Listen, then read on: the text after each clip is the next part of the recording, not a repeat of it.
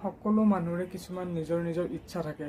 মোৰ এটা ইচ্ছা আছে যে দাদাক ওচৰৰ পৰা এদিন লগ পাম, দাদাৰ এটা সেৱা জনাম বা দাদাৰ পৰা এটা আশীৰ্বাদ ল'ম।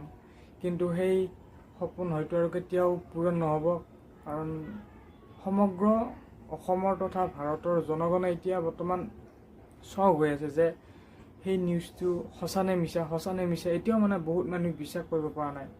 বিশ্বাস কৰিব, মই মাত্ৰ ৰাস্তাইদি আহি থাকোঁতে, আগতেও মানুহবিলাকে মোবাইল ৰাস্তাত বাৰু ব্যৱহাৰ কৰে, টিপি থাকে। আজি কিন্তু মানুহৰ মানে কি হৈছে, এটা মোবাইলত 7-8জন মানে চাই আছে।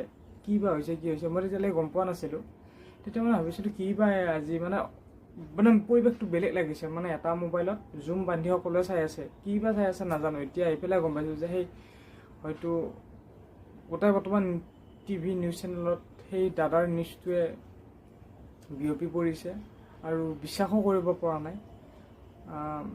সেই ইচ্ছাটো আৰু পূৰণ নহ'ব। আৰু লগ পাইছিলোঁ বা তেওঁক দেখা পাইছিলোঁ ৰাস্তাইদি গ'লে, তেওঁক গাড়ীৰ ভিতৰৰ পৰাই তেওঁ এনেকৈ হ'লেও দিব, মাতিলে বা কিবা ক'লে তেওঁ এনেকৈ হ'লেও দিব।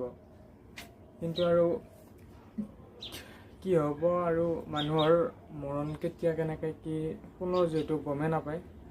গতিকে এনেকুৱা এটা তেওঁ তাতে গৈ এনেকুৱা এটা তেওঁ সেই প্ৰগ্ৰেম কৰিব গৈ কিনে এনেকুৱা এটা নিউজ আমাক দি যাব বুলি আমি হয়তো কোনো বিশ্বাসো কৰা নাছিলে।